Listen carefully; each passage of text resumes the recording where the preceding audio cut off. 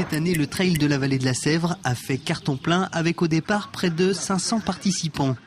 La discipline connaît un véritable engouement et pour sa 4e édition, l'Entente Sèvres, le club organisateur, proposait 3 circuits de 8, 14 et 28 km. L'idée, c'est de faire découvrir aux gens qui font de la course à pied la vallée de la Sèvre sur la longueur du canton de Mortagne.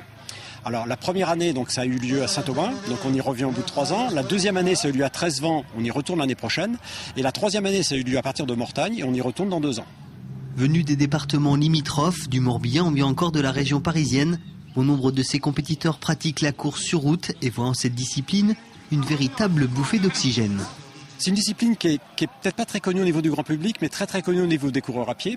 On draine sur le trail des gens qui en ont un petit peu marre de la course sur route et qui souhaitent faire autre chose plus nature que la course sur route. Alors c'est des circuits qui sont avec le moins de goudron possible, avec le plus de sentiers possible, avec le plus de jolis paysages possible et toujours sur sentiers et chemins. Pour certains, les 28 km de montée et de descente sur des chemins parfois peu carrossables auront laissé des traces. Mais à l'issue de cette matinée, c'est Johan Poirier du Chalon Olympique Sport qui franchit la ligne d'arrivée le premier. Et contrairement aux autres courses à pied, le chrono n'a que peu d'importance.